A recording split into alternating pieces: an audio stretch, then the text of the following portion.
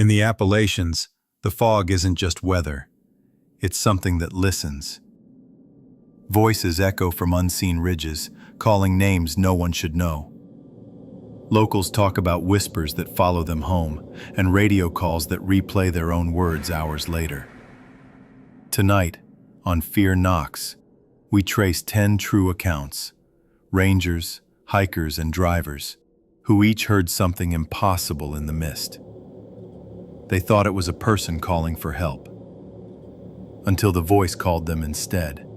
Subscribe and hit the bell before the fog remembers your name. My name is Marcus Thorne, and for the past 18 years, I've led search and rescue operations in the northern wilderness sectors. We deal with everything from twisted ankles on day hikes to multi-day disappearances in remote, unforgiving terrain. Most cases are textbook. Poor preparation, bad weather, a wrong turn, sometimes a medical emergency. You learn to read the landscape, anticipate human error, and trust your gear and your team. We rarely encounter anything that doesn't have a logical, if sometimes tragic, explanation.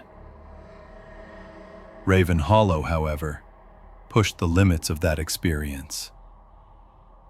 It was late October, the kind of afternoon where the air already carried the bite of approaching winter. The call came in around 16:30. A missing hiker, Sarah Jenkins, 28, experienced but reportedly disoriented. Her boyfriend, Mark, had made the distress call. They'd been camping near the Raven River, a popular spot despite its isolated access. Sarah had gone for a short solo walk, meant to be no more than an hour's loop. Mark stated she'd been gone for nearly 3 when he called. What immediately struck me as unusual was Mark's account of her disappearance. He claimed he'd been tending the campfire, just out of sight of their tent, when he heard Sarah cry out his name. He responded, but then heard her call his name again, this time from deeper in the woods, not from the direction of the trail. He yelled back, confused, but she didn't respond. He said he then heard her voice, distinct, though slightly muffled, call his name a third time, much further away, clearly moving away from their camp. He sprinted after her, thinking she was playing a prank or genuinely lost her bearings. But the woods were dense, and the light was already fading. He'd searched for an hour, yelling her name, before realizing she was truly gone, and that he hadn't called out to her at all. He described a growing sense of dread, the feeling that something was pulling her away, not just her own confusion. I'd heard similar stories before, often from individuals suffering from hypothermia or extreme stress. Auditory hallucinations are a known symptom. We logged it, but our priority was her last known coordinates, derived from a faint ping from her phone before it died or lost signal entirely.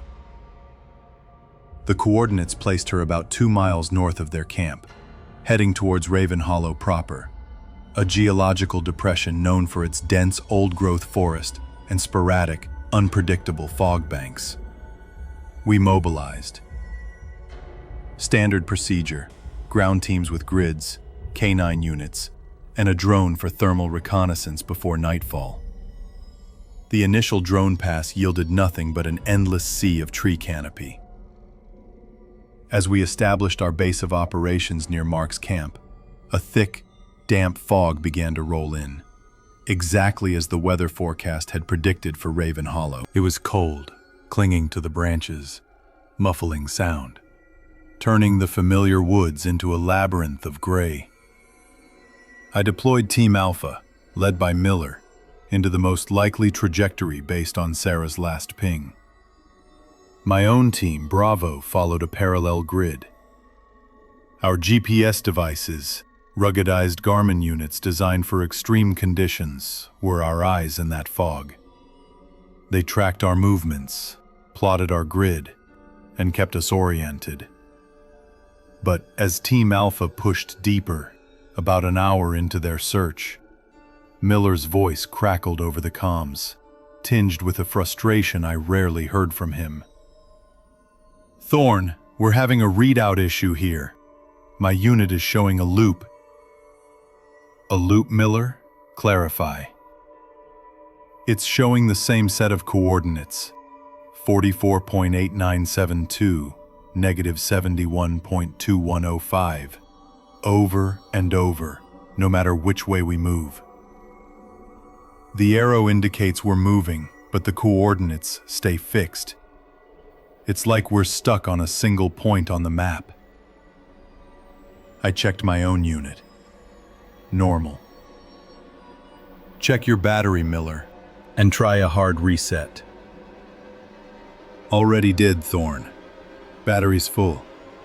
Reset didn't help. Smith's unit is doing the same thing, and Davidson's." That was odd. 3 units simultaneously malfunctioning, displaying the exact same coordinates. I mentally chalked it up to a localized signal interference, common in deep valleys, or possibly a bizarre software glitch, though I'd never seen it before on multiple devices. It was an oversight, a flicker of overconfidence in the reliability of our tech, a minor professional mistake that I would regret. I instructed them to rely on compass and dead reckoning for a while, maintaining their grid visually as best they could in the fog. As my team, Bravo, moved further north, the air grew heavy, thick with the smell of wet earth and decaying autumn leaves. It reminded me of a particularly uneventful search for a lost golden retriever years ago. A stark contrast to the growing unease I felt now. The fog became an almost physical presence, reducing visibility to mere feet. The sounds of the forest, the rustle of unseen creatures, the drip of moisture from the trees were muted, distorted. Then, about 20 minutes after Miller's report, my own GPS unit began to stutter. The green line tracking my path on the screen started to waver, then solidified into an unmoving dot. The coordinates displayed without change were 44.8972 minus 71.2105, the exact same numbers Miller had reported. My internal compass spun for a moment, then settled. My team members reported identical issues. We were all seeing the same impossible loop. "Thorn," came a whisper from Garcia, my medic, her voice tight. "Did you hear that?" "Hear what, Garcia?" I stopped, listening. All I heard was the drip of water and the pounding of my own heart. "Someone called your name, faint, from deeper in the hollow." I frowned. Must be an echo, or Miller, but he's out of range. No sooner had I spoken than my comm unit crackled again.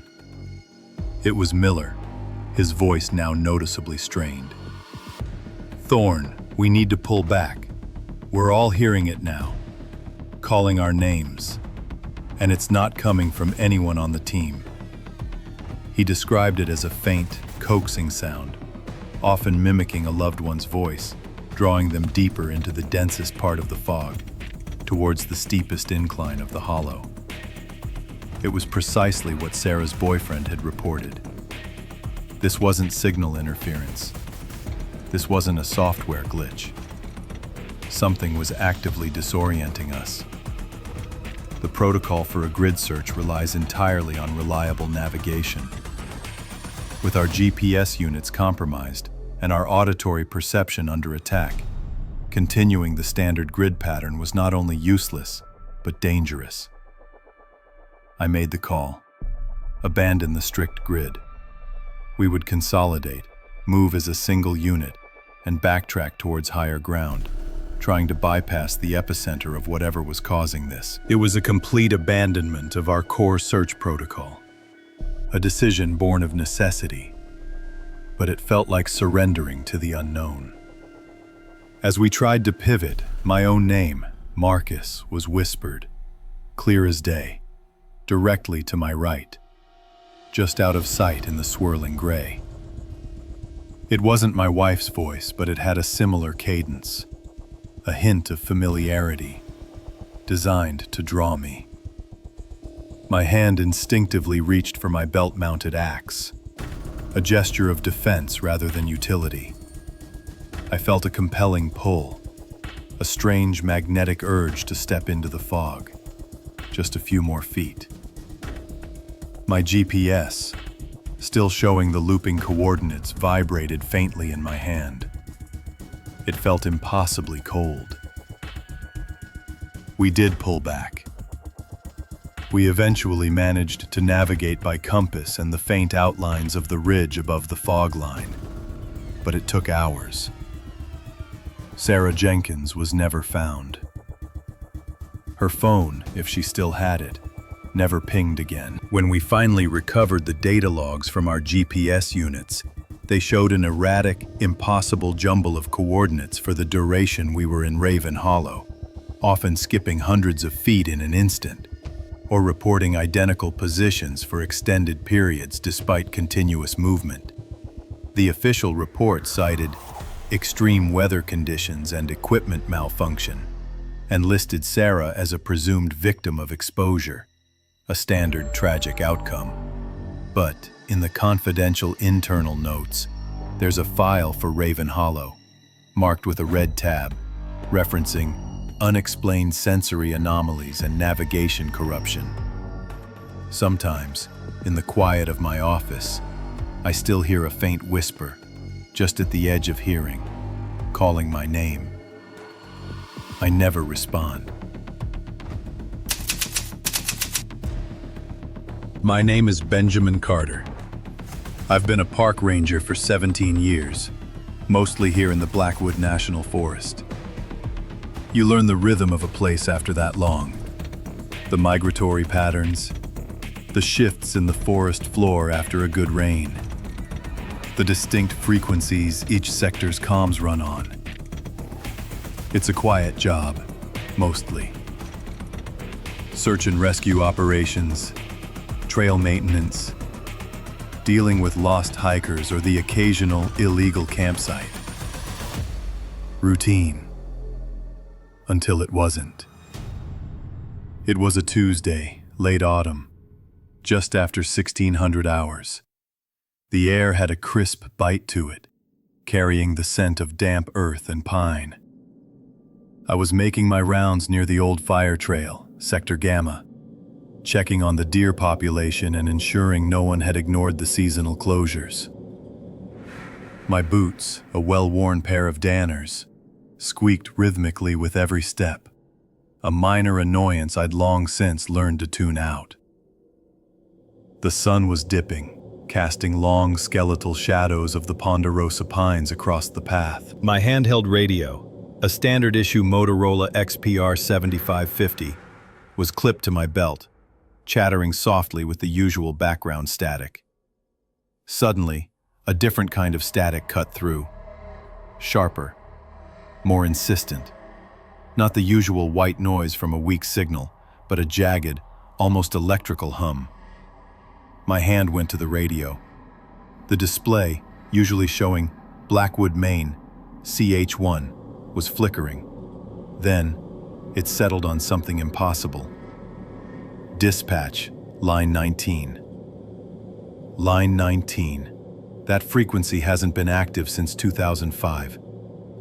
It was decommissioned when we upgraded our entire communication system. I remember the push to get everyone off the old analog lines, the constant crosstalk, the ghost signals. Mark, my partner at the time, hated it. He used to joke about how the old lines would pick up signals from beyond the grave. A voice crackled through the static, garbled, indistinct at first, but with an underlying cadence that sent a chill straight through me. I pulled the radio closer, thumbing the squelch control, my heart starting to thump against my ribs. Ben, it's Mark. The voice was distorted, thin as if spoken through water, but undeniably his timbre. I knew that voice like I knew my own name. Mark Peterson, my partner. He died in a climbing accident in the Appalachians 6 years ago. Not here, not in Blackwood. I gripped the radio, my knuckles white. This had to be some kind of sick prank, or a faulty unit. But the XPR 7550 was new, rugged, designed to resist interference. "Mark," I managed, my voice a strained whisper, half expecting silence or another voice breaking the illusion. More static, then. "Don't go down." Into the valley. The valley. Shadow Creek Valley. It was directly ahead of me, a deep gorge carved by a glacial runoff, winding its way through the heart of Blackwood. My patrol route was heading straight for its western rim. "Mark, where are you? What are you talking about? This frequency isn't active." I tried to keep my voice neutral, professional, but the tremor was undeniable. My mind raced through possibilities. Old repeaters picking up stray signals, a forgotten emergency beacon, atmospheric ducting. None of it made sense. None of it explained Mark's voice. I could almost picture him, grumbling good-naturedly about cold coffee on a crisp morning patrol. A mundane memory that now felt miles away from the dread pooling in my gut. "The valley, Ben. Don't enter. He's there. He knows you're coming." The voice was fading, fragmented, punctuated by bursts of static that sounded less like white noise and more like a human gasp. My training dictated that any unusual radio activity, especially on a decommissioned frequency or with personal overtones, must be reported immediately to Central Dispatch. It was Protocol 8.3, Unidentified Anomalous Communication Intercept. But I didn't. I couldn't. My thumb hovered over the transmit button, but I found myself frozen. This was Mark, and he was warning me. Instead, I toggled my GPS unit, checking my coordinates. I was right on the edge of the descent path into Shadow Creek. The air, which moments ago had been merely crisp, now felt heavy, cold in a way that had nothing to do with the temperature. The usual forest sounds, the distant caw of a crow, the rustle of squirrels in the undergrowth, seemed to have vanished. All I could hear was the wind sighing through the pines and the incessant metallic rasp of the radio. "Mark, who's there? What is it?"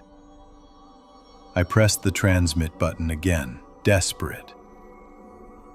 A long, drawn-out groan. Then, a final, clear whisper, startlingly close, as if he were standing right beside me. "He sees you, Ben." The display on my radio flashed, then went blank. Completely dead. I tried the power button. Nothing. The unit, which had been fully charged that morning, was inert. My heart was pounding a frantic rhythm. Logic screamed at me to turn back, to report, to follow protocol. But a deeper, primal instinct, fueled by Mark's voice, urged me forward. This was my partner. Even if it was impossible, I had to understand. I had to see. I had to know what Mark was warning me about. I unclipped the dead radio and shoved it into my pack.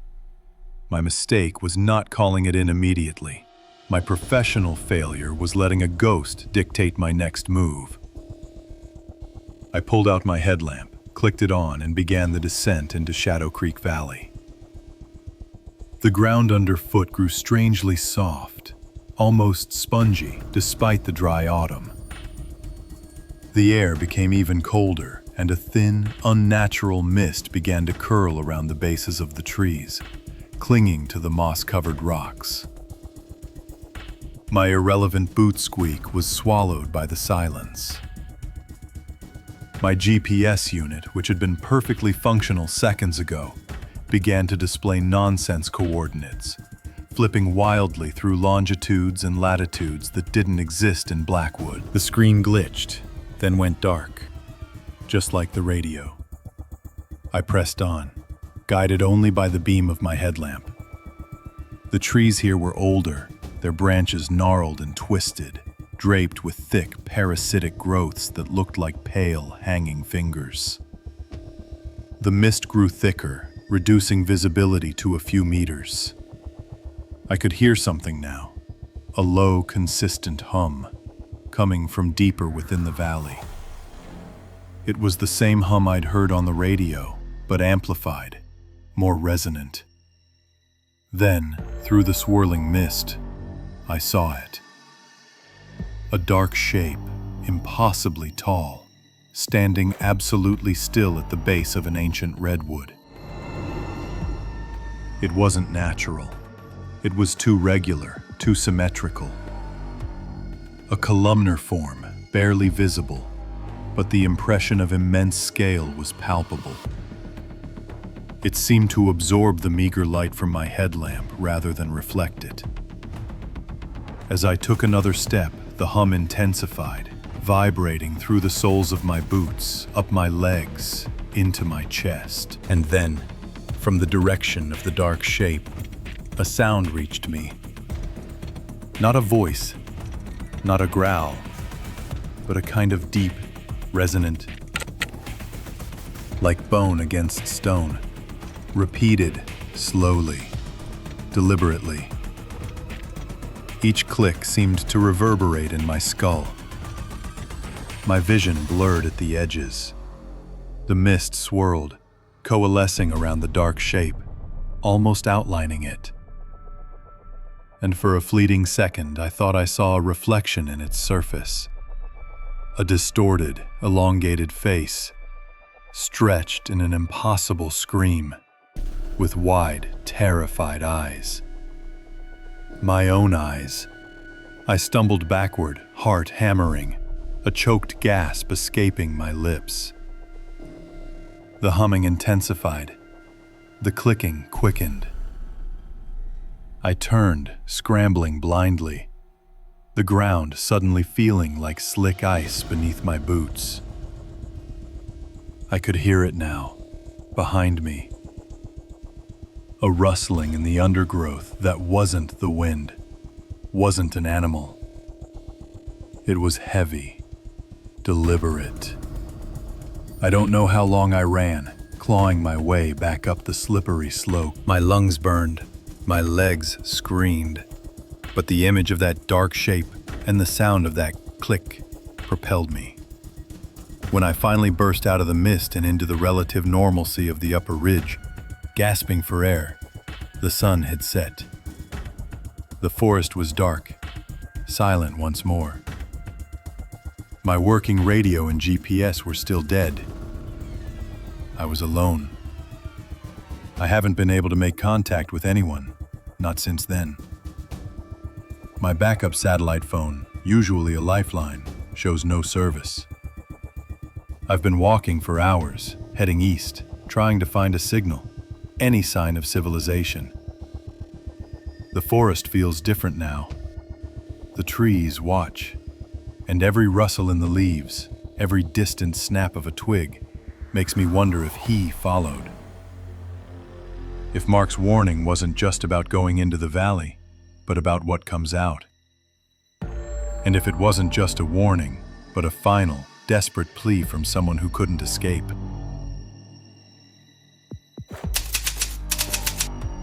I've been running heavy equipment for the State Highway Department for 25 years now. Most of that time spent on maintenance and clearing operations. Landslides, fallen trees, snowdrifts, you name it, I've probably moved it. My name's Frank, and I'm usually the lead operator on the big stuff, like the Cat 320 excavator. It's a job where you learn to trust your eyes, your ears, and your protocols, especially the protocols. This particular morning, about 3 years back, It was Elk Ridge. We'd had a solid week of rain, followed by an unexpected warm front that melted some of the residual snowpack higher up. Perfect conditions for a slide. Dispatch had called me in at 0500. Mike, one of our newer crewmen, was with me, running the Mack dump truck. He was a good kid, eager to learn, still a little green. We got to the section of Elk Ridge Road by 0615. The fog was thick, a solid, soupy gray blanket that clung to the evergreens and swallowed the winding road. Visibility was maybe 50 feet on a good stretch. The air was heavy, damp, smelling strongly of wet earth, pine needles, and the faint, acrid tang of diesel from our trucks, even before we started them up. I remember thinking how quiet it was, almost unnaturally so, like the fog muffled everything, even the birds. It reminded me of a duck hunting trip I took with my old man once, years ago, waiting by the blind in the pre-dawn mist. That kind of quiet. The slide itself wasn't massive, maybe 100 yards long, but it covered both lanes with a mix of mud, rocks, and a couple of good-sized fallen firs.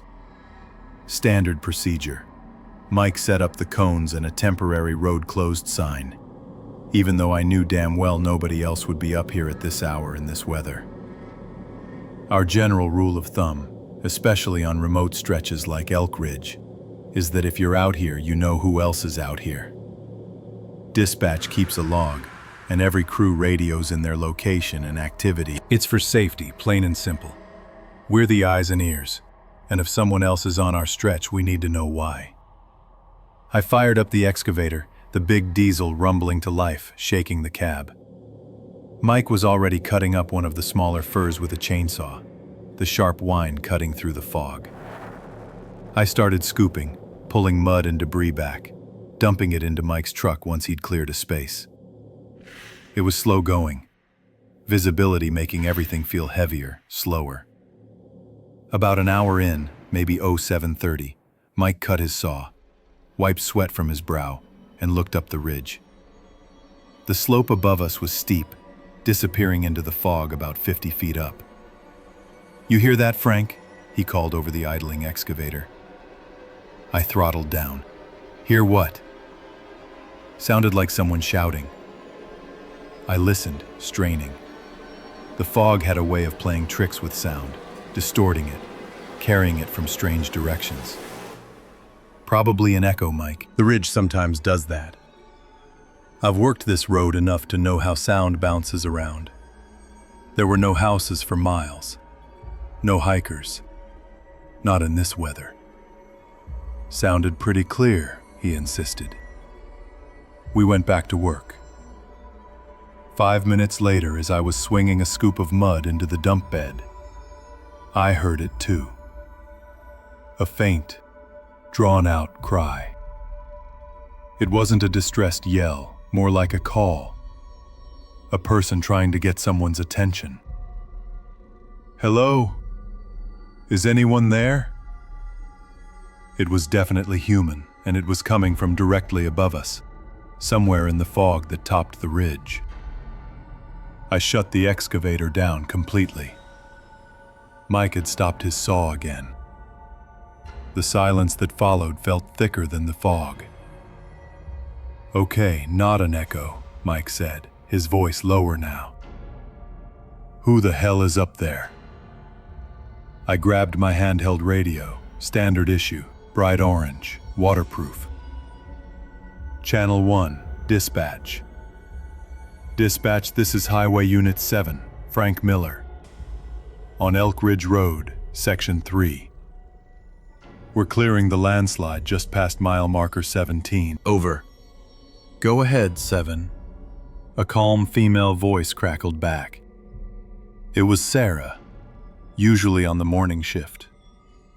"Sarah, we're hearing voices up on the ridge. Someone calling out. Can you confirm any other units or personnel assigned to this section or nearby? Over."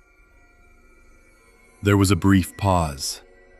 the usual for her to check the system.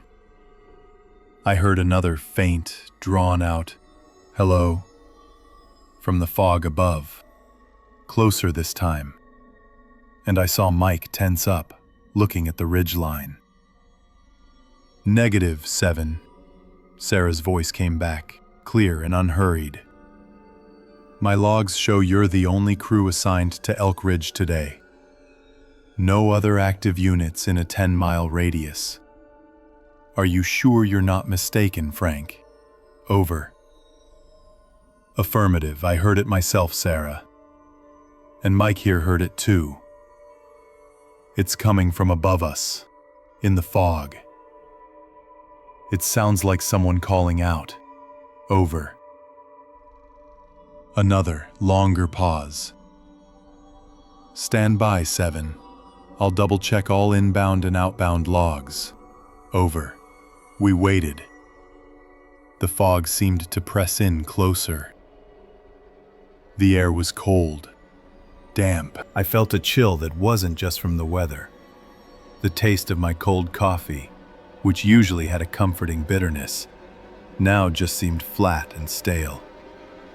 Mike had his head craned, trying to peer through the mist. My eyes scanned the tree line, but there was nothing. Just gray and the dark silhouettes of pines. All right, 7, Sarah said, sounding slightly less relaxed. I've checked everything. No other crews.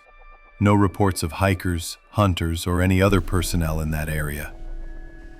Are you requesting an SAR unit? Over.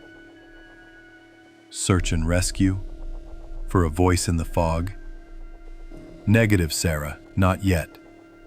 Visibility's too low for aerial. We'll proceed with caution.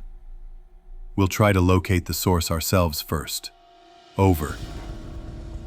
Understood, 7. Keep us updated. If you make contact, or if the situation changes, report immediately. Over. I clipped the radio back to my belt. Let's grab the long poles, Mike. We'll go up the access trail a bit. If someone's lost, they'll need help. Mike nodded, grabbing 2 of the collapsible survey poles from the truck bed.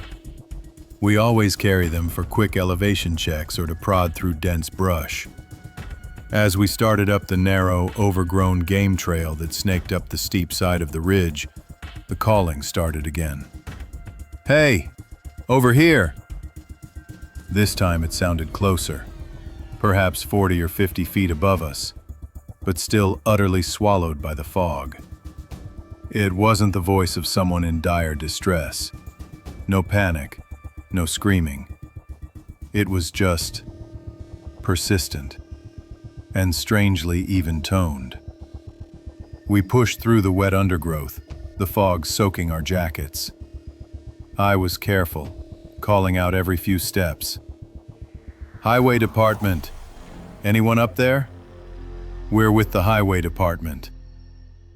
No response. The calling stopped abruptly. We continued climbing for another 10 minutes, reaching what I estimated was the crest of the ridge. Nothing. No sign of a trail, no discarded gear, no footprints in the wet earth that weren't our own. The fog was total. I remember scanning the ground, looking for anything out of place.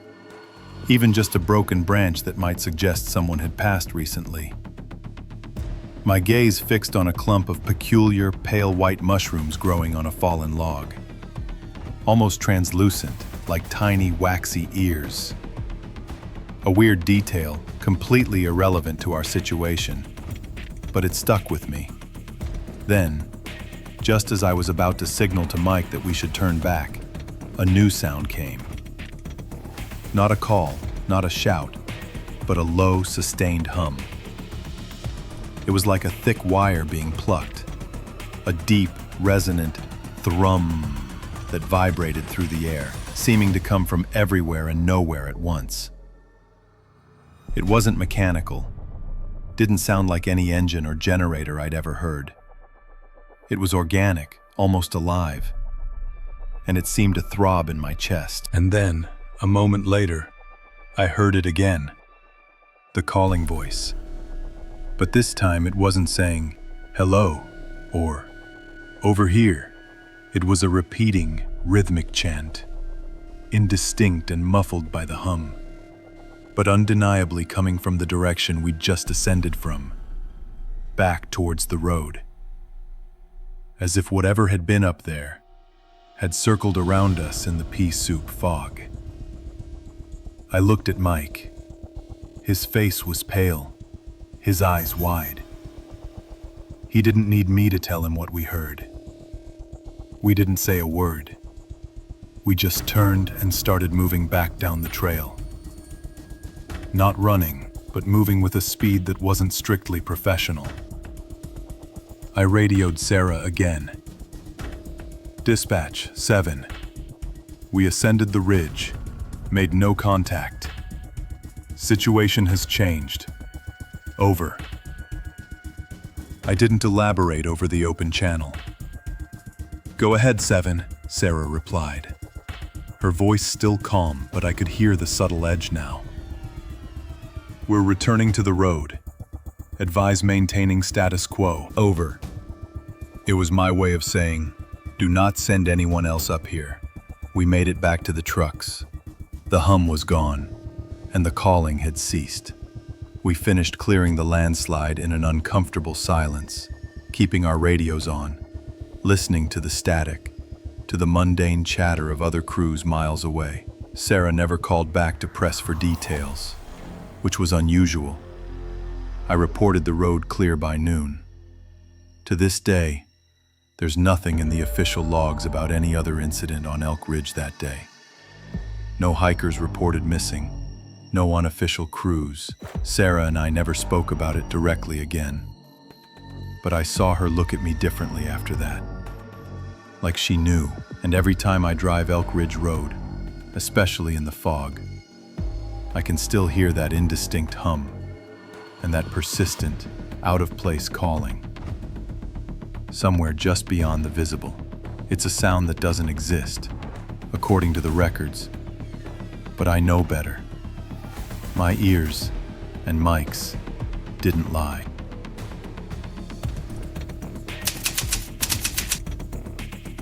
My name is Dr. Aris Thorne, and for the past 15 years, my work as an acoustic engineer has centered on the propagation of sound in complex environmental settings. I've consulted on everything from urban noise pollution to seismic monitoring, but my true passion lies in environmental acoustics, the way sound behaves in forests, valleys, and across open water.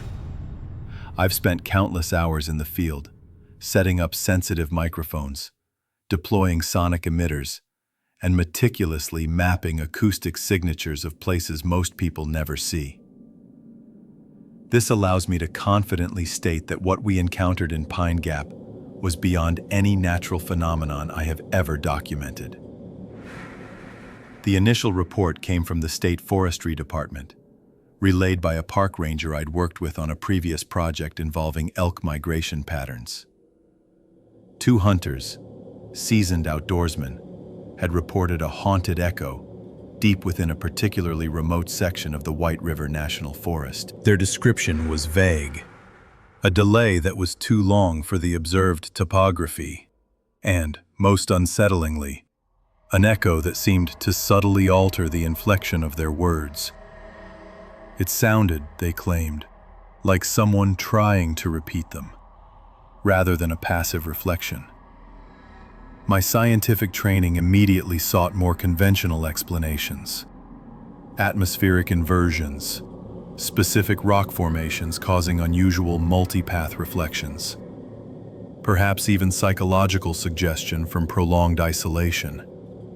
Yet, the rangers deemed their account credible enough for a preliminary investigation.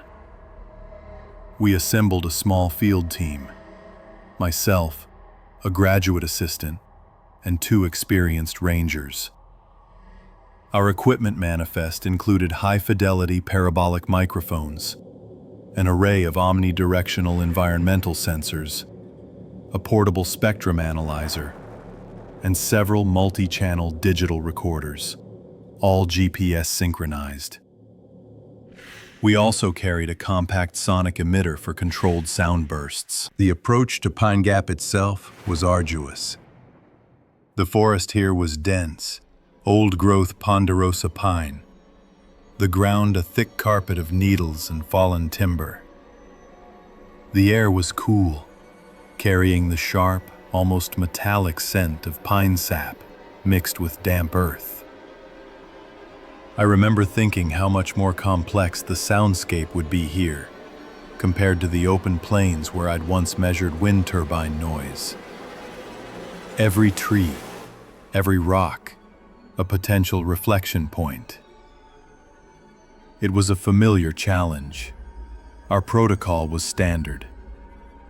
Establish a baseline ambient sound profile, then introduce controlled vocalizations and sonic pulses, carefully triangulating any significant reflections. We began by setting up a grid of sensors across the reported anomaly area, a narrow valley hemmed in by steep, forested slopes.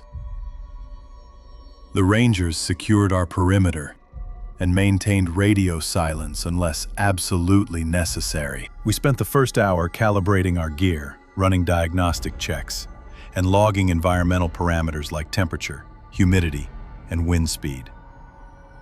This meticulous logging is crucial. Even minor atmospheric shifts can dramatically alter sound propagation. It was during this phase, focused on getting a precise atmospheric reading from a thermistor, that I made a minor oversight, forgetting to cross-reference the GPS coordinates for an omnidirectional microphone at the far end of the grid against the main logger. I was too eager to get to the interesting part. Once the baseline was established, I began with a series of pure sine wave pulses through the emitter. The reflections were unremarkable, consistent with the local geology. Then, we switched to vocalizations. My assistant, Liam, started with simple calls. Hello? Test 1, 2. The echo returned, delayed, as expected. I listened intently through my headphones, watching the spectral analysis. The delay was longer than typical for the observed distances, about 3.5 seconds, but still within the realm of the explainable, perhaps a deep canyon feature or an atmospheric duct I hadn't accounted for. Try speaking slower, Liam, I instructed, my voice crisp and professional, and enunciate clearly. Liam repeated, testing, 1, 2, 3. The echo came back, testing, 1, 2, 3. But then, a subtle, almost imperceptible shift. The word 3 had a slightly different emphasis, a faint upward lilt at the end, as if it were a question.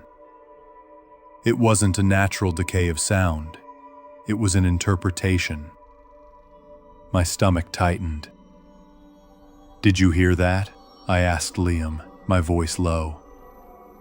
He nodded, his eyes wide. It almost questioned me.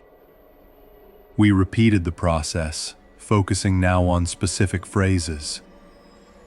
The forest is quiet, I stated, clearly. The echo returned. The forest is quiet. But the final T was held, drawn out slightly, and the rhythm of the phrase was subtly altered, as if the speaker were still learning how to form the words.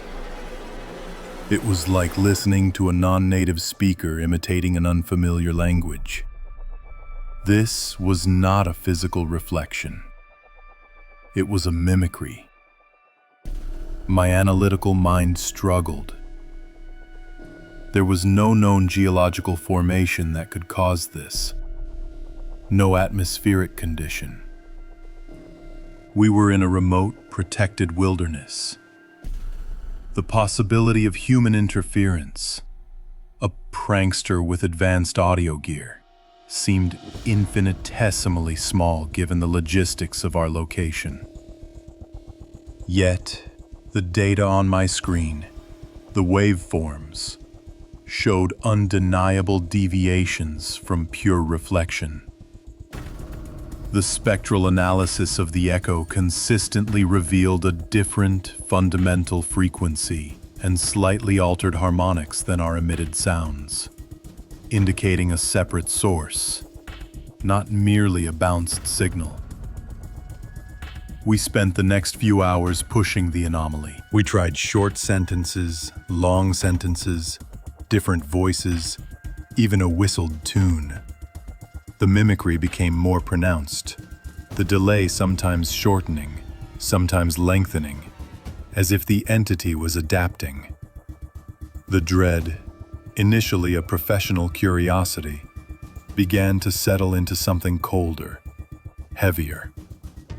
I remember looking at my portable spectrum analyzer, its bright, clean lines usually so reassuring, and feeling a sudden, intense nausea.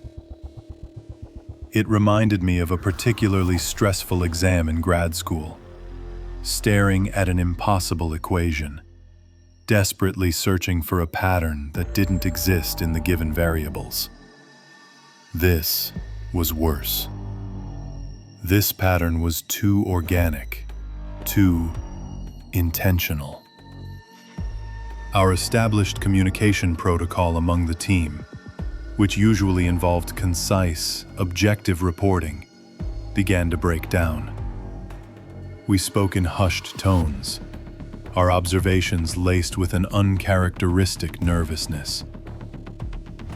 The rangers, usually stoic, kept glancing at the tree line.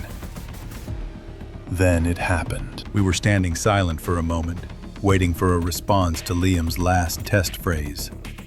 "Is anyone there?" When a new sound emanated from the hollow mouth of the gap. It wasn't an echo, it was a primary vocalization. "Where have you been?" The words were slow, deliberately formed, echoing our own inflections, yet with a chillingly alien quality. It was a collection of our own voices, synthesized, layered, and distorted into something new. The voice wasn't loud, but it filled the valley, seeming to come from everywhere and nowhere at once. It wasn't a question, not really. It felt like an accusation. My breath caught in my throat. This violated every principle of acoustics I knew. There was no source, no reflection, just speech. The rangers immediately reached for their rifles, a primal, instinctive response. Liam, pale, stumbled back against a tree. "Pack it up," I managed to say, my voice surprisingly steady, though my hands trembled as I began disconnecting cables. Now, everything. We moved with a frantic urgency, abandoning the meticulous logging procedures that were second nature. I left a sensor array behind in my haste, a failure of protocol, but the overriding instinct was to leave. As we hiked out, the forest felt different. Every rustle of leaves, every creak of timber, seemed imbued with a new, watchful presence. We didn't speak. Back at the ranger station, our recordings were reviewed. They were filled with the expected ambient sounds, our test phrases, and the undeniable, unsettling mimicry. But the final, "Where have you been?" was faint, almost buried in static, as if the recorders themselves had struggled to capture something so fundamentally wrong. Some of the channels were corrupted entirely, rendering segments unusable. I've spent months analyzing the remaining data, applying every spectral filter and reconstruction algorithm I possess. The anomalies persist. The entity, whatever it was not merely reflecting sound. It was actively processing it, learning, and then responding. The recordings remain on an encrypted drive in my lab, a constant, unsettling reminder of the day I found a voice in the wilderness that should not exist. and the hollow mouth of Pine Gap spoke first.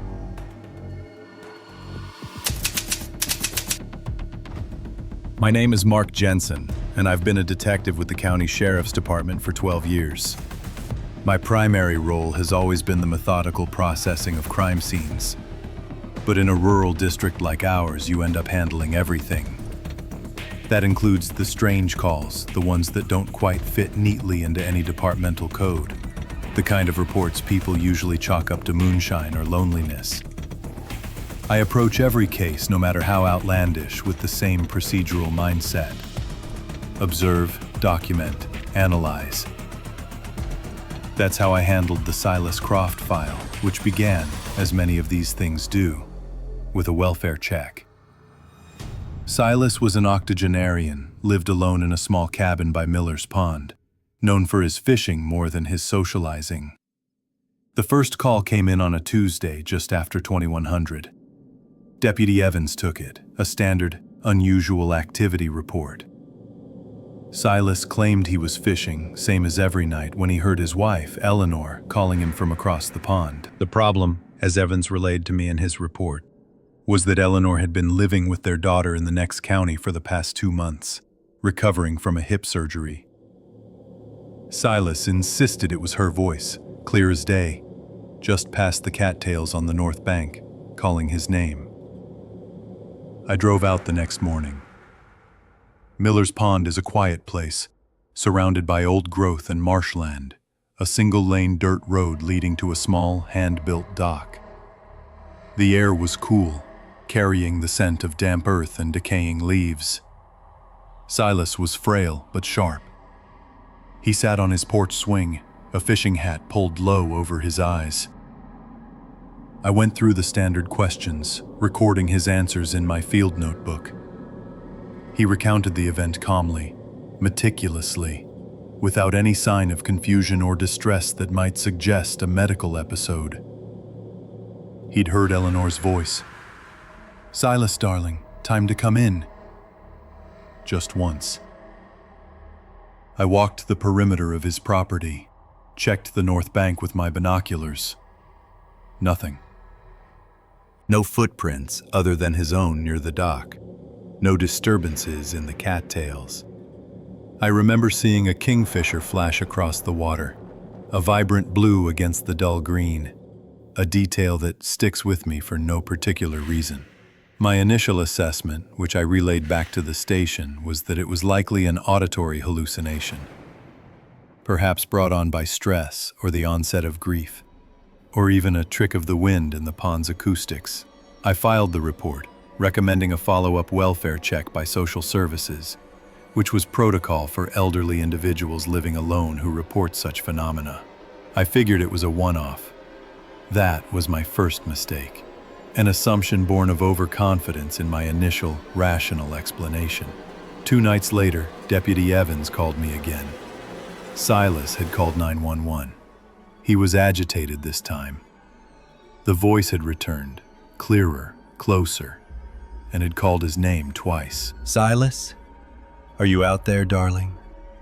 He described it as sounding slightly strained, a little echoey, but undeniably Eleanor's. I sighed, grabbed my gear, and drove out myself this time. It was well after midnight, the moon a sliver. The wind had picked up, rustling the pines. Silas was on his porch, lantern casting long, dancing shadows. He refused to go inside. "She's out there, Mark. I know her voice." His eyes were wide, but he wasn't crazy, just scared. I pulled out my mag light, clicked on my body camera, and started walking the North Bank Trail. The ground was soft and marshy. The beam of my flashlight cut through the oppressive darkness, illuminating thick reeds and gnarled roots. The air grew colder as I got closer to the water. I called out, "Sheriff's Department. Anyone out there?" My voice sounded hollow, swallowed by the vastness. I heard the usual night sounds. Crickets chirping, frogs croaking, the distant hoot of an owl. Nothing human. I walked the entire stretch of the north bank, shining my light into every clump of cattails, every shadowed alcove. The standard perimeter search protocol. My boots squelched in the mud. I checked for any signs of recent passage, broken reeds, crushed vegetation, footprints. There was nothing, just the undisturbed wild. The protocol yielded nothing. No intruder, no prankster. As I turned back, the wind picked up again. And then, from across the black expanse of the pond, closer than Silas had described, a whisper seemed to drift. "Silas? Darling?" It was faint, almost imperceptible, but it was there, distinct from the wind. It wasn't Eleanor's voice, not exactly. It was an imitation, too thin, too elongated, like a worn-out tape recording. I froze, my heart thumping against my ribs. I switched off my flashlight, stood in absolute darkness, straining my ears. Nothing more, just the wind and the crickets. I turned my light back on, scanning the water, the trees. The beam found nothing but reflections. I radioed back to Evans, stating only that I'd completed the search, found no person, and would remain on site. I didn't mention what I'd heard. I wanted to confirm it, process it, before I put it on record. The thought of Eleanor, her kind smile from the times I'd seen her at the local diner, flashed in my mind, a stark contrast to the unsettling mimicry. The calls continued for the next week. Each night, Silas would call, the voice getting progressively louder, more insistent. Always Eleanor's words. "Silas, darling, time to come in." Or, "Silas, are you out there?" He swore it was right on his bank now, just beyond the reach of his porch lantern. He'd even tried to respond once, calling out for her, and the voice had fallen silent. The logical explanations were thinning. I spent 3 more nights at Miller's Pond, hidden in the tree line across from Silas's cabin, using thermal optics and a directional microphone. My thermal imager picked up deer, raccoons, an occasional fox, but no human heat signature near the north bank. The microphone, however, was another matter. On the 3rd night of my stakeout, around 300, I heard it through the headset. Clear, as if someone was standing 10 feet from my position. "Silas, darling, come here." The tone was sweet, familiar, but with an underlying flatness that sent a chill down my spine. It had no emotional inflection, no genuine warmth. It was a perfect, soulless reproduction. The sound was localized to a specific spot, right on the water's edge, amidst a particularly dense patch of cattails on Silas's side of the pond. My comms crackled as I tried to report the anomaly. But the signal was weak, just static. I grabbed my rifle, moved stealthily towards the sound, every sense heightened. My flashlight beam cut through the darkness, sweeping the cattails. As I pushed through the last few reeds, I saw nothing but the black water. No one, not even a ripple. The voice had stopped. I found Silas the next morning, collapsed on his porch. He was incoherent, shivering violently, pointing a trembling finger at the water. He was admitted to the county hospital with severe hypothermia and dehydration. He never returned to the cabin by Miller's Pond. The official report on the incident remains filed under unsubstantiated auditory phenomena, with a secondary note regarding an elderly individual's psychological distress. My own internal report, the one I keep in my head, notes the distinct, unexplainable vocalization recorded on my equipment, and the failure of all standard investigative protocols to identify a source. The recording was corrupted shortly after I downloaded it, a burst of static overwhelming the file. To this day, when the wind blows a certain way, or the fog settles thick over the pond, I sometimes wonder if it's still out there, repeating, calling, waiting.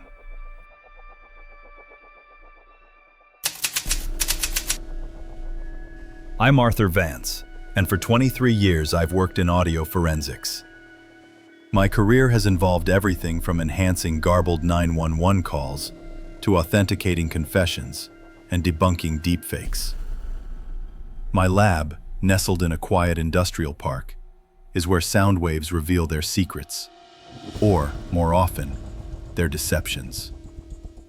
I've heard human depravity, tragic accidents, and bizarre hoaxes. What I heard on Wavelength 47 defied every principle I'd ever learned. The call came in late October from a man named Silas Thorne, an amateur radio enthusiast. He ran a small, independent broadcast from his home in upstate New York, mostly old-time radio dramas and local news updates. His voice was steady, but there was a tremor of unease beneath it. He claimed to have recorded something impossible. I get calls like that weekly.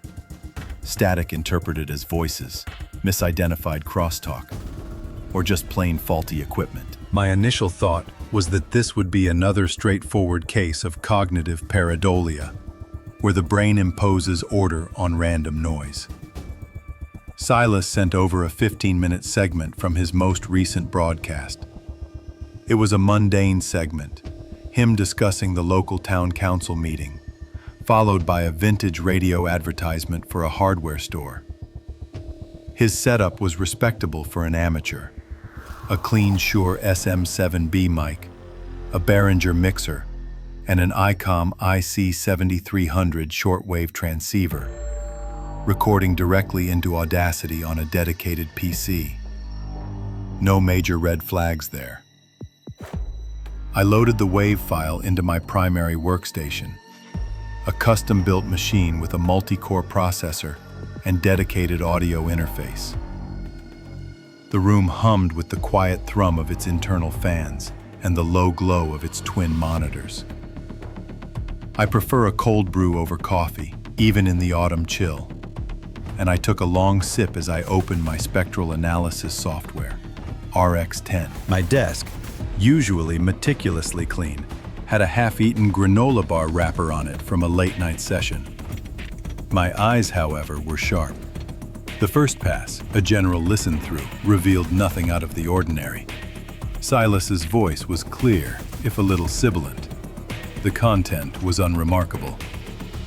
You're listening to Wavelength 47, your local source for community news, he'd begun. Tonight, we're discussing the proposed zoning changes for the Old Mill District.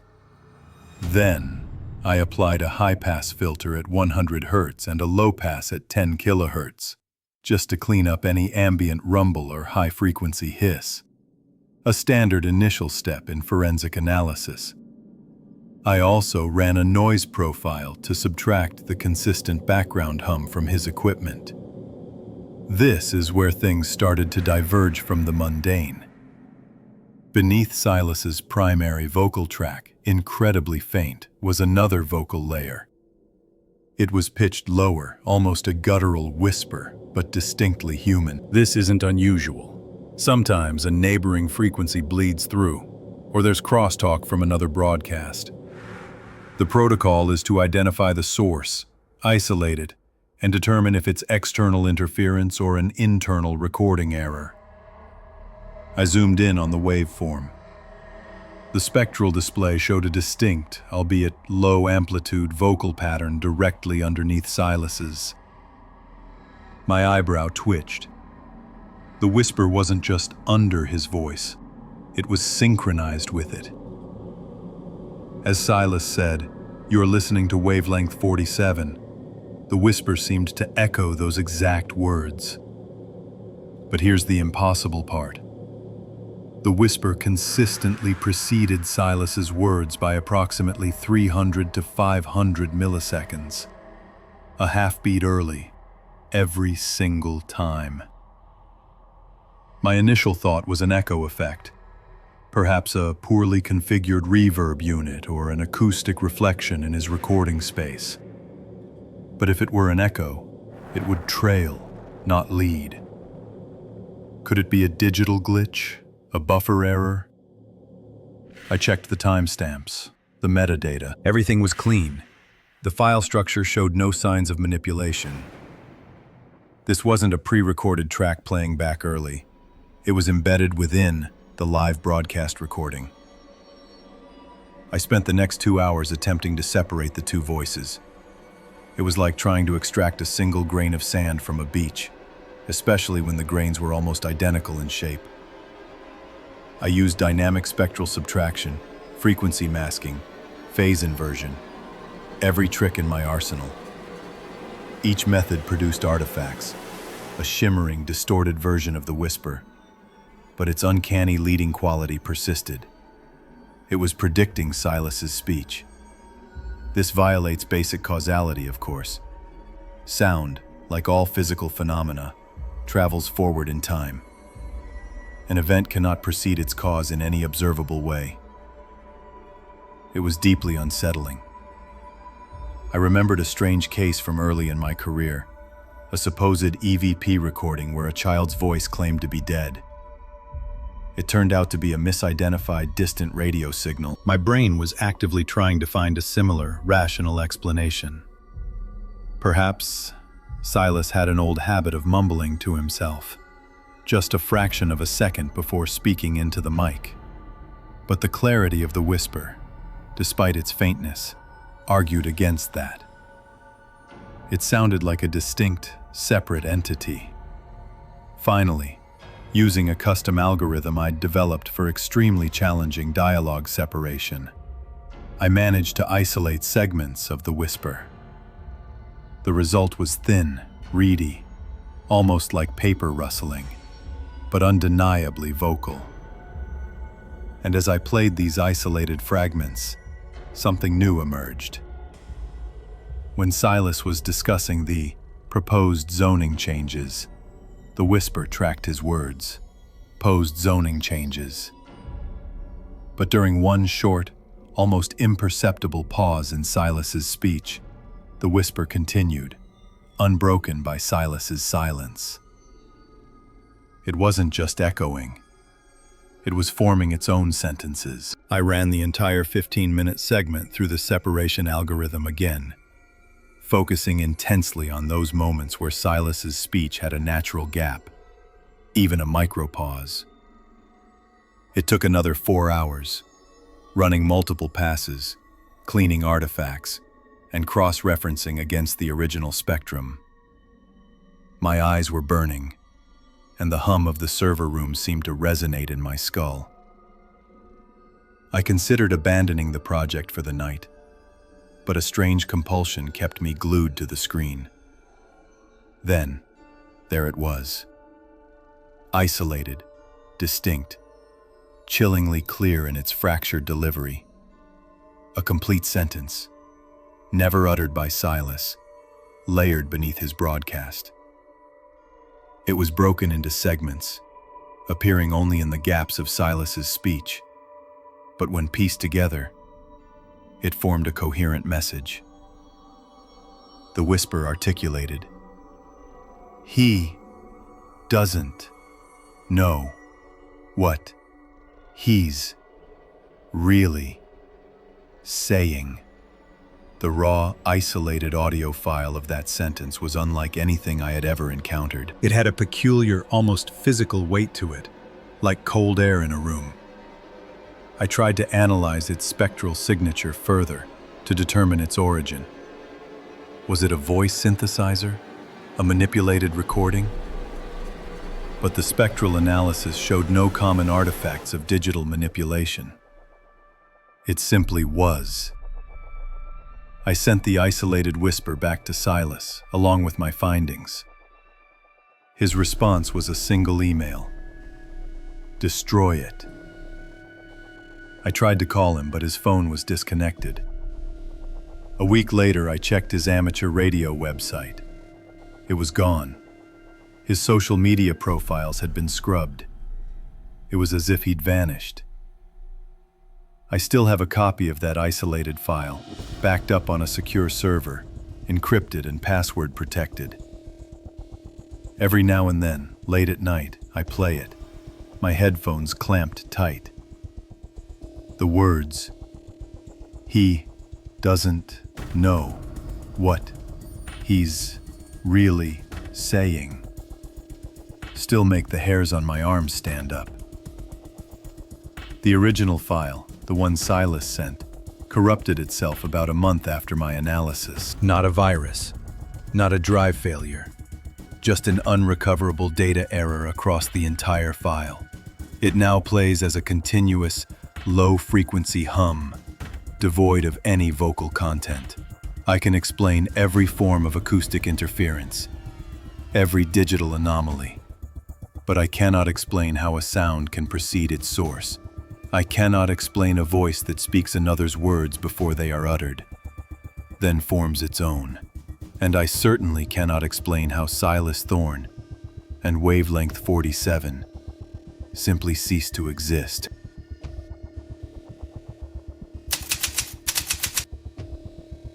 I'm John Miller, lead field supervisor for North Peak Search and Rescue. For 17 years, my job has been finding people who got lost, or helping recover what's left when they didn't. Most calls are routine. Sprained ankles, hikers veering off trail, the occasional unprepared tourist caught by a sudden squall. We operate on protocols, on facts, on what we can see, hear, and measure. That's how you stay effective, how you stay sane, in a job that often asks you to confront the unpredictable and the tragic. But some calls break the algorithm. It was a Tuesday, October 27th, 0400 hours, when the dispatch came in. Two hikers, disoriented, near the upper ridge of Signal Bluff.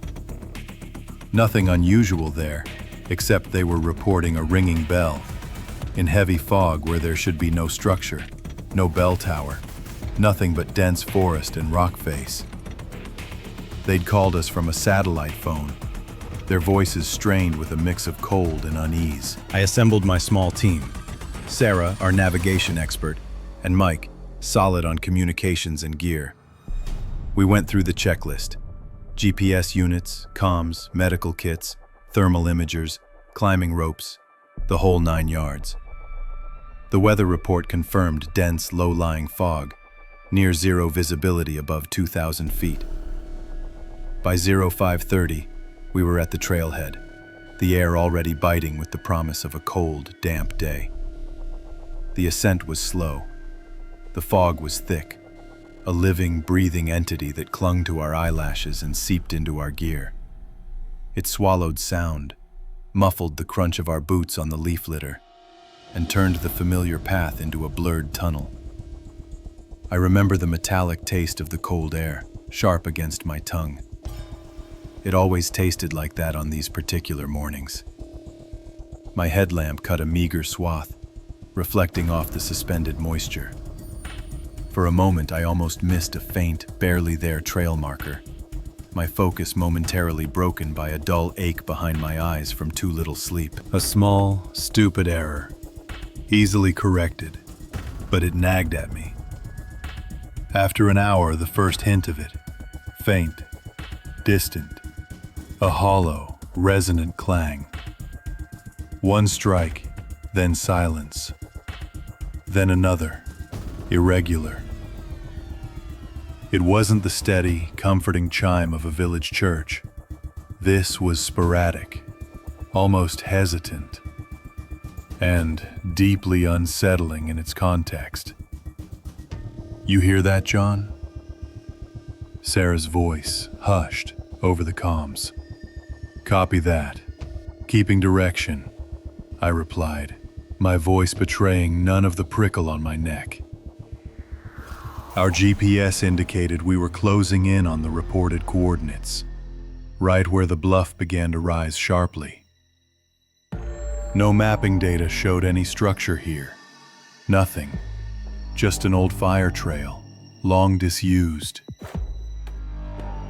The bell grew louder as we climbed, its tone deeper, more insistent. It felt like it was ringing for us. The fog, if anything, intensified, reducing visibility to barely 20 feet. Then, through the gray, something dark began to resolve itself. Not a natural outcropping. Too regular. Stone. It was a chapel, small, ancient, and utterly derelict. It materialized out of the mist as if conjured.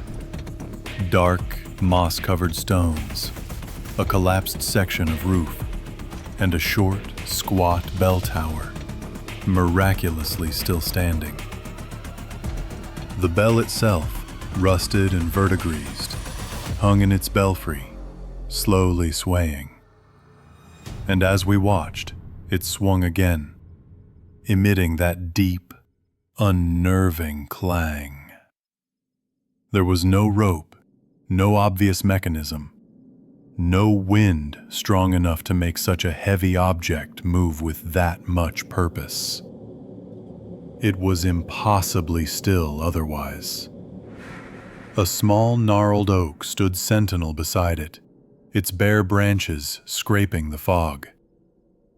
The air here had a peculiar scent, damp earth mixed with something sharp, like old iron filings.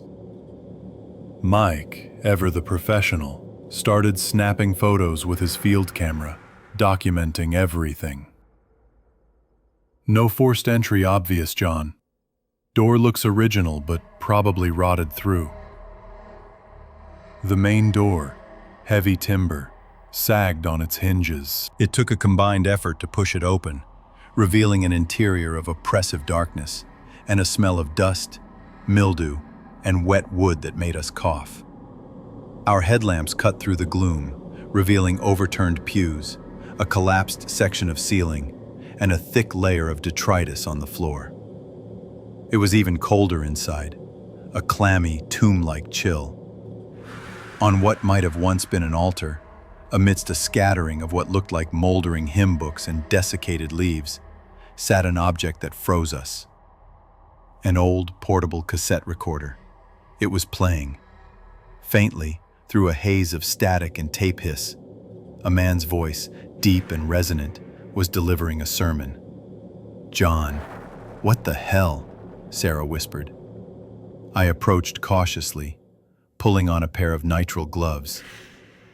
The recorder was an ancient model, the kind that took C-cell batteries, but it was running. I hit play again, cranking the volume. The voice, clearer now, was engaged in what sounded like a benediction. "And we ask for your grace, Lord, upon this congregation. We pray for Thomas Albright, for Eleanor Vance, for young Billy Corvus. Keep them in your loving care, Lord, wherever they may be." The names hit me like a physical blow. Thomas Albright, missing person, Osprey Creek, 2 years ago.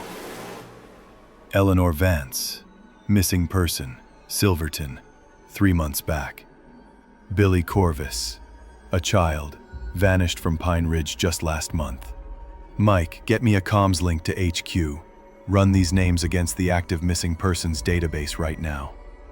Confirm DOB, last known location. My voice was tight, professional, but my gut was clenching. Mike tried. "John, I'm getting heavy interference. Static. Can barely hear HQ. They're breaking up. Signal's gone." His face was pale, his radio sputtering uselessly in his hand. Our primary comms protocol, utterly compromised. It wasn't just poor reception, it was an active jamming. The recorder kept playing, the preacher's voice unfaltering, adding new names to the list, each one a phantom echo from our open files. Martha Ellison, David Chen, Little Lily Thorne. Each name another ping in my memory, another face on a poster, another family whose hope had dwindled to ash. The sheer impossibility of it was a lead weight in my chest. The tape sounded old, crackly, but the names were recent, some from within weeks. How? Who? We collected the recorder, carefully bagging it as evidence. The bell, which had been chiming intermittently the entire time we were inside, abruptly fell silent. The fog, as if on cue, began to lift, revealing nothing but the chapel, the gnarled oak, and the surrounding, indifferent forest. Back at HQ, the recorder underwent analysis. The tape itself was an obscure, decades-old brand, badly degraded. The recording quality was poor, laden with hiss and crackle. But the names were undeniably there, undeniably matching confirmed missing persons cases. Not a single print, not a trace of DNA. No residue on the recorder or anywhere in the chapel pointed to a specific human actor. The bell mechanism in the tower, thoroughly inspected, showed no signs of recent activity or any discernible power source. The missing persons cases remained cold, each file a testament to unanswered questions. My official report stated, source of audio anomaly undetermined. Structural integrity of bell tower compromised. Possible wind resonance. It was a lie. The names were not wind. And sometimes, even now, when I'm alone, late at night, I think I can hear a faint, hollow echo of that bell, or a whisper of a name I haven't heard yet. The file is open, but effectively closed.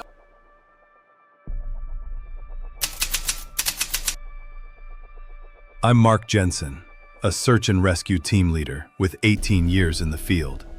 Most of my career has been spent in the Pacific Northwest, navigating everything from dense coastal rainforests to high alpine passes. My expertise is primarily in wilderness and mountain operations, but I've handled my share of urban overlaps too. The incident at Breakers Trail, however, sits apart from all of it. The initial call came in just after dusk. 5-year-old Ethan Davies, last seen near the trailhead entrance by his parents. He'd wandered off while they were packing up their picnic. Dusk to dark. A 5-year-old in timber country. That's a red flag scenario from the jump. We mobilized quickly. The staging area was a chaotic hub of flashing lights, volunteers, and the nervous energy that always precedes a night search for a child. I briefed my team.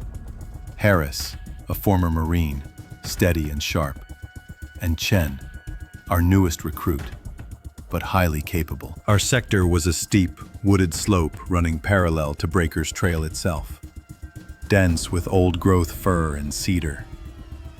Standard grid search, L formation, 25-meter spacing, radios on channel 3, check, check, check. The air was already turning cold, the kind of damp chill that clings to the skin. The ground was uneven, a thick mat of pine needles over hidden roots and rocks. An hour in, having covered less than half our assigned grid, Harris's voice crackled through my earpiece, low and urgent. Team leader, I think I heard something. Faint. Like a child calling out. We stopped, freezing in place. That's protocol. Stop, look, Listen. Every sound in the forest magnifies itself at night. Wind in the canopy, a distant deer, water over stones. They can all deceive. We killed our headlamps, plunged into absolute darkness, straining. For a long moment, nothing but the rustle of leaves high above, the distant hum of the highway. Then, undeniably, from ahead and slightly to our left, a fragile, high-pitched "hello?" It was faint, almost swallowed by the night, but it was there. A child's voice. Adrenaline surged. This was the moment we trained for. My mistake, in retrospect, was making an on-the-spot call, driven by that urgency. Standard procedure would have been to mark the position, report the bearing, and continue the grid pattern, allowing a designated sound team to investigate. But the sound was so clear, so hopeful. "Okay, team," I whispered into my mic. "We've got a confirmed vocal. Disengage from grid, heading 305, low profile. Keep comms open." We broke formation, moving directly towards the sound. My focus narrowed to that tiny, pleading voice. As we pushed deeper, off the established grid lines, the forest thickened. The ground grew softer underfoot, a spongy layer of decaying leaves and wet moss, silencing our steps. The air, already cold, became intensely colder, as if we'd walked into a freezer compartment. Our radios, which had been quiet, now began to chatter. Other teams further along the trail were reporting similar sounds. "Mommy! Help!" Always just ahead, always pulling them deeper. Command acknowledged, allowing pursuit but reminding everyone to maintain radio contact and visual on teammates. For a fleeting moment, my headlamp beam caught the iridescent sheen of a small patch of oil film on a muddy puddle. A strange, beautiful rainbow that felt utterly out of place in the ancient woods. The calls became clearer, more distinct. Each one felt like it was mere meters away, just beyond the next stand of trees. "Ethan!" I called out, my voice loud but controlled. "Can you hear me?" The silence that followed felt heavy, expectant. Then, a small, plaintive, "Mommy?" from the darkness. We pressed on, our pace quickening. It was during one of these calls that I first noticed it. We'd been navigating a particularly tangled thicket, and I'd shouted, "Stay together, team." A moment later, after another high-pitched, "Help!" I heard it. "Stay together, team." It was my voice, my exact intonation, my precise cadence. It was coming from the woods ahead, from the same direction as the child's call. I paused, dismissing it as fatigue, an echo, a trick of the wind. My mind briefly flashed to my daughter practicing her flute that morning, the simple, clear notes filling the house, a stark contrast to the disquiet growing in the dark woods. We pushed on, the child's calls now interspersed with these odd repetitions. I heard Harris whisper to Chen, "Did you just hear that?" I knew exactly what he was referring to. My heart began to pound with a different kind of dread. We stopped again. The woods went silent. Then, a tiny, almost perfectly articulated, "Mommy?" was immediately followed by a chillingly accurate, "Ethan, can you hear me?" My previous call from just minutes before. It wasn't an echo of the child. It was a mimicry. It was playing back our own words. "Team, hold your position," I ordered, my voice tight. From the blackness ahead, "Hold your position!" The mimicry was perfect, modulated to sound close, directly in front of us. Then another voice, unmistakably Harris's. "Did you just hear that?" The air around us became palpably colder, a cold breath seeping into our gear, down our backs. My radio, which had been a constant source of low chatter, went silent. Harris tried to hail command. Nothing but static. Chen checked his unit. Dead air. We were surrounded by our own words, replayed, distorted, weaponized. The child's calls had been a lure. Now they were a chorus of our own voices, overlapping, coming from multiple directions, making it impossible to determine a source, impossible to navigate. "Disengage," I ordered, my voice barely a whisper. "Backtrack, immediately." But the path felt alien. The familiar landmarks were gone, consumed by the overwhelming cold and the disorienting cacophony of our own recorded fears. We moved blindly, desperate to break contact. We stumbled out of the woods, disoriented and exhausted, hours later. Our GPS logs, when we could finally transmit them, showed erratic, impossible movements, deep within the preserve, far beyond where we physically believed we were. Other teams reported similar auditory anomalies, some losing contact for extended periods, emerging hours after their last transmission, unable to account for the lost time or their precise location. Ethan Davies was never found. The official incident report attributed the mass auditory hallucinations to fatigue and stress. But the recorded comms, the testimonies from multiple distinct teams, and the impossible GPS data tell a different story. The cold breath, the absolute bone-chilling cold that had settled deep in the woods, lingered long after the search was called off.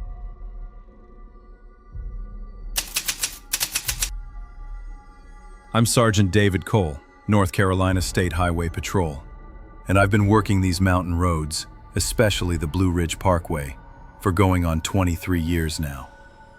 Most of that time has been in accident reconstruction, which means I've seen just about every way a vehicle can leave the asphalt, intentionally or otherwise. You learn to read a scene like a book. Tire marks, debris fields, impact points, they all tell a story. But some stories, some just don't have an ending, or even a proper beginning. It was just past 0200 hours, a Tuesday in late October.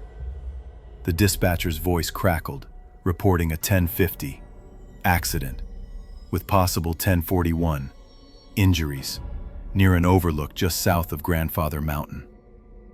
Source was a 1033 emergency traffic, from a commercial vehicle operator on CB Channel 19, reporting a woman's distress call. Standard procedure dictates we treat all distress calls as credible until proven otherwise, especially on isolated stretches of the parkway. The fog had rolled in thick that night, a heavy, wet blanket that clung to the evergreens and swallowed headlights whole. I'd just finished a tedious shift filling out paperwork for a minor fender bender on US 321, and the thought of navigating the parkway's winding curves in that soup was not appealing. My coffee, a dark roast I'd brewed at home, had gone lukewarm in my thermos, the familiar scent of it now cloying. As I headed up, the dispatcher relayed more details. The trucker, a guy named Marcus Thorne, said he'd been passing the Raven's Roost overlook when he picked up a woman's voice, faint but clear, crying for help, saying her car had gone over the edge. He'd tried to respond, but the signal dropped.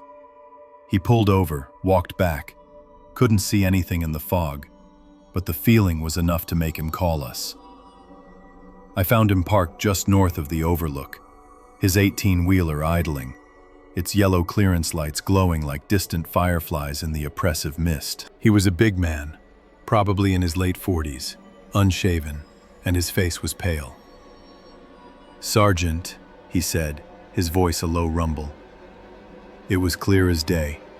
A woman, sounded young, said she was going over Raven's Roost. Then static. He gripped his CB microphone like it was a lifeline. I swear I heard her, clear through the white noise. My initial assessment of his story was guarded. CB signals could bounce, skip, pick up distant transmissions, or even be pranks. It wasn't a reliable method for pinpointing a distress call, not like a cell tower ping. But his conviction was unnerving. "All right, Mr. Thorne, let's see what we've got." I pulled my cruiser up to the Raven's Roost Overlook parking area. Even with my high beams on, the fog reduced visibility to maybe 30 feet. The air was frigid, damp, and tasted faintly of pine and decaying leaves. I grabbed my mag light and a handheld spotlight. The ground was wet, but not saturated enough for deep tracks. The paved lot was clear. I walked toward the stone wall marking the overlook's edge, sweeping the beam across the asphalt. And there they were. 2 distinct tire tracks, fresh and deep, beginning near the center of the parking area, curving sharply, then leading straight, deliberately, right to the low stone wall. They didn't stop at the wall. They continued over it. The earth just beyond the wall, disturbed by the vehicle's passage, showed a clear rupture where something heavy had scraped the loose soil before plunging into the void. My heart rate picked up. This wasn't a false alarm. This was real. "Dispatch, I have confirmation of vehicle over embankment at Raven's Roost Overlook, requesting EMS, fire, and specialized SAR team with rappel equipment. Coordinates are..." I rattled them off, my voice steady despite the sudden spike of adrenaline. I walked closer to the edge, the beam of my spotlight piercing the white wall of fog below. Nothing.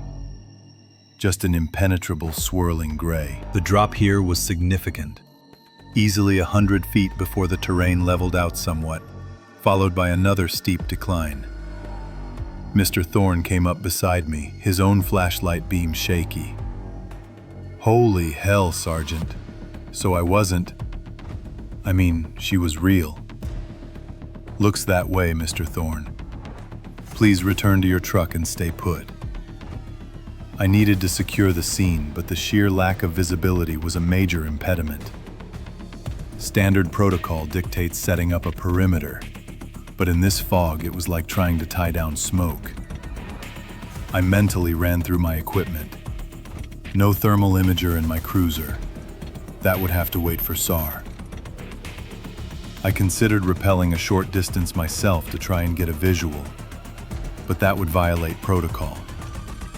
Operating alone on a steep, unstable slope in zero visibility was an unnecessary risk. My job was to preserve the scene, not become part of it. This was a deviation from my usual methodical approach. The urgency of the situation almost making me forget my own safety training. As I waited, the air growing colder, a strange thing happened. The fog, which had been a solid, featureless mass, began to thin directly over the abyss. It didn't lift uniformly. It seemed to part, like curtains being drawn back, revealing a brief, terrifying glimpse into the darkness below. For a second, just a fleeting moment, I saw the sheer rock face, the skeletal trees clinging to it, and then nothing. No wreckage, no shattered glass, no gleam of twisted metal. Just the drop and the dark. Then the fog rolled back in, thicker than before, as if to obscure the impossible. Mr. Thorne's CB squawked again, a blast of static, then the faint, distorted sound of a woman crying. Not words, just wails, the kind that tear at your gut. It sounded exactly like the distress he'd described. My skin prickled. There was no other vehicle near, no other CB radio to pick up, and his was the only one on that frequency within range. SAR arrived within the hour, a team of 6, their equipment clanking softly in the pre-dawn quiet.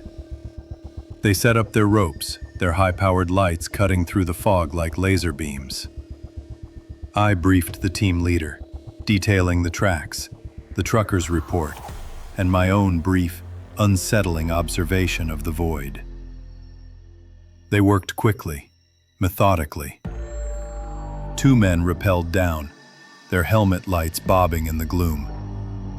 The others remained at the top, managing the ropes, scanning the area.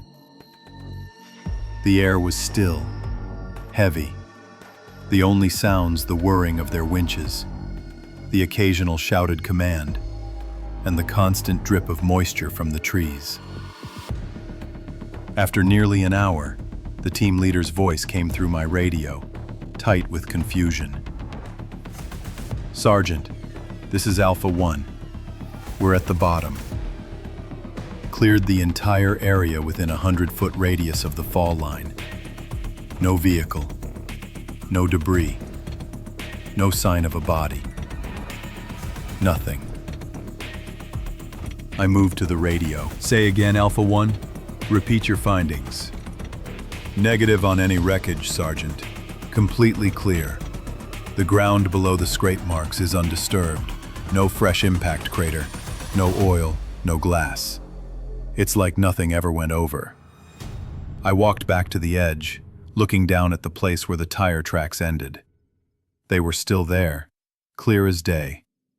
My boots crunched on the gravel. I looked at Mr. Thorne, who was staring at me, his face a mask of bewildered terror. He held his CB mic up. Again, the faint, disembodied cries, echoing in the mountain air. A protocol had been followed. The investigation of a distress call, the evidence of tracks, the deployment of SAR. Yet, the physical evidence of the accident, the vehicle itself, simply wasn't there. The case remains open, filed under unexplained disappearance/accident with no vehicle found. The tire tracks were documented, photographed and measured. Marcus Thorne's CB recordings were logged, though deemed anomalous and unverifiable. The official report cites circumstantial evidence of an incident, but no primary evidence of a vehicle or victim. Every few months, I drive past Raven's Roost at night. Sometimes, if the fog is just right and my radio happens to be on, I still hear it. Not words, just that faint, lost crying, carried on a frequency that shouldn't exist.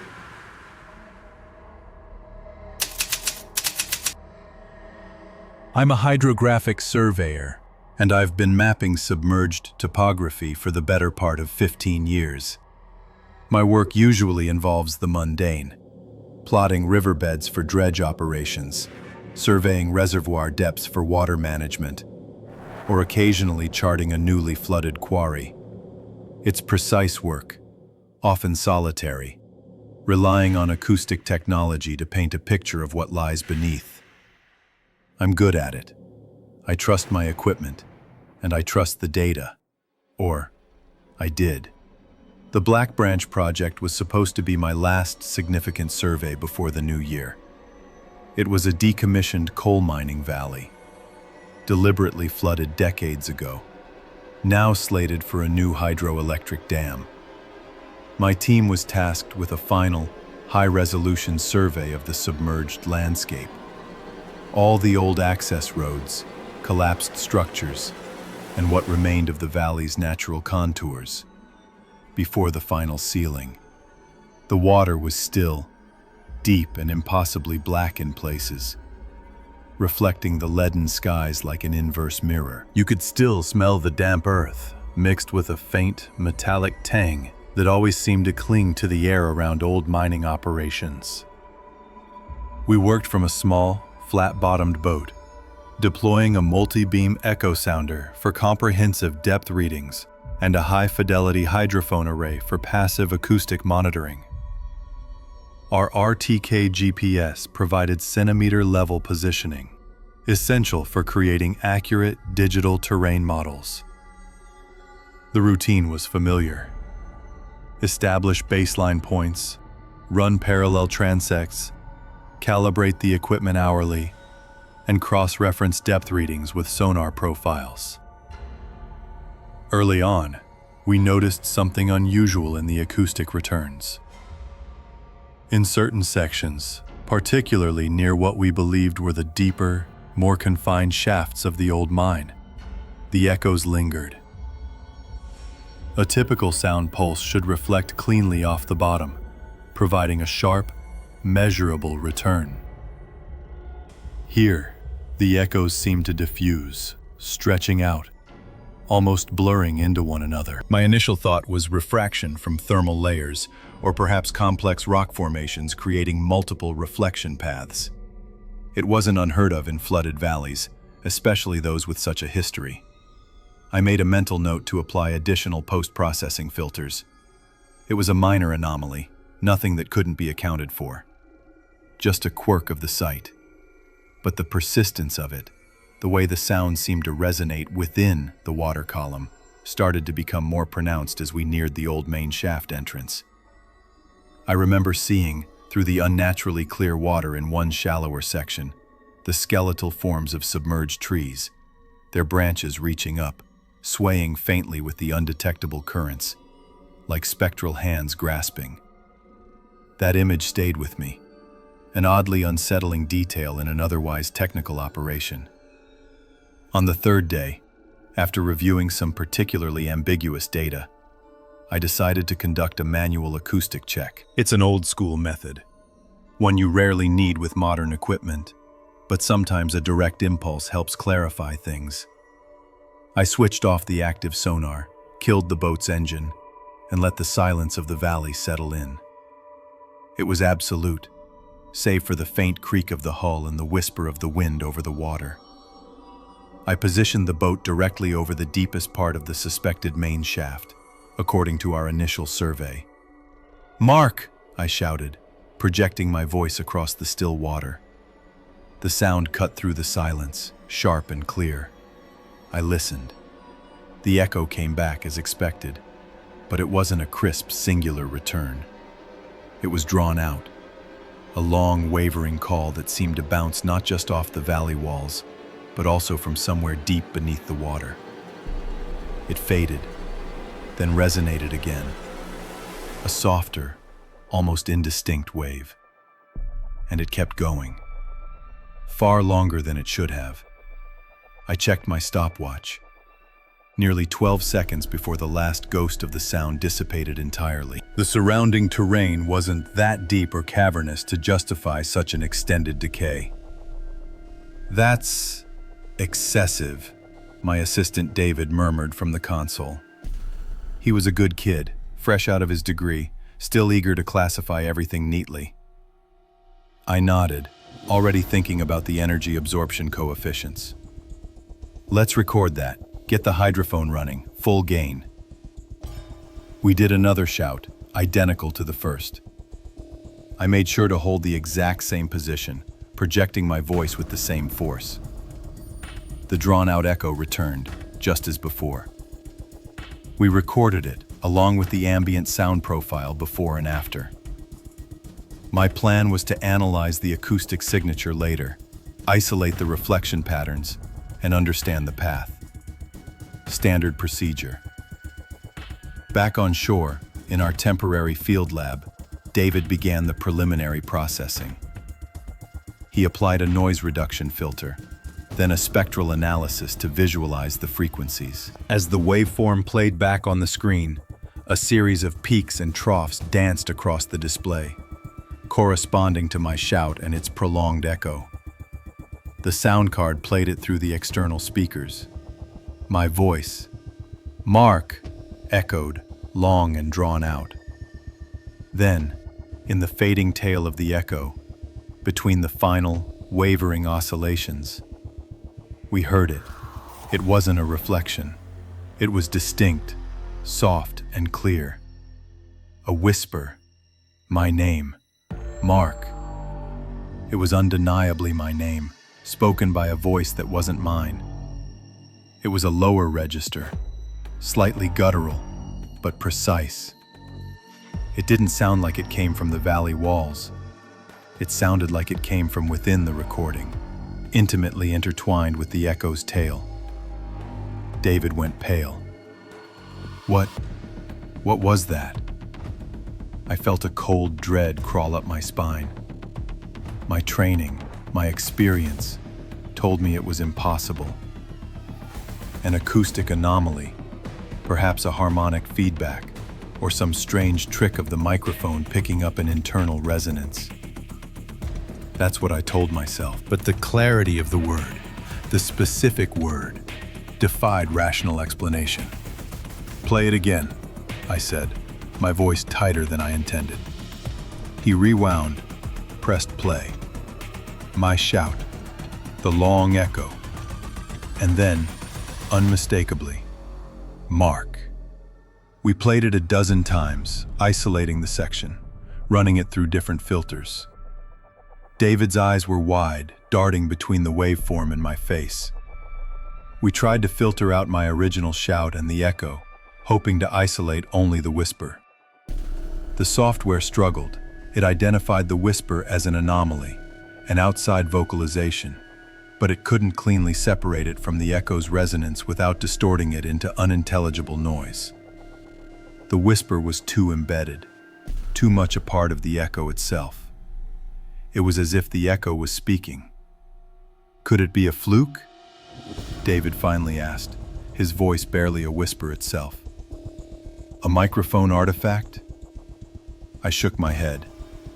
Our hydrophones were top tier, designed for extreme sensitivity and minimal self-noise. No, that was too clear. I thought of a simple fishing trip with my father on a clear, calm lake when I was a boy. The kind of untroubled memory that felt absurdly out of place now. We spent the next 2 hours trying to replicate it. We returned to the exact spot. I shouted "Mark" again, my voice trembling slightly this time. The long echo returned, just as before. But the subsequent playback showed nothing. No whisper. Nothing. We tried other words, shouted them into the black water. The echoes were just echoes. The raw data from that initial recording became an obsession. I ran it through every diagnostic protocol I knew, every spectral analysis, every sound isolation technique. Nothing yielded a logical explanation. The equipment showed no fault. The recording was clean, unaltered. Yet, that single, soft mark remained. We completed the Black Branch survey a few days later, but I never went near that particular section again. The final data package contained no mention of the anomaly. The project was too important, too well funded, to be delayed by an unsubstantiated, unexplainable incident. The valley has since been sealed, the new dam completed, and the Blackwater now lies deeper, quieter, locked away. But sometimes, late at night, when the silence presses in, I can still hear it. Not the shout, nor the drawn-out echo, but that soft, unnatural whisper, carried on a wave that never truly died. My name.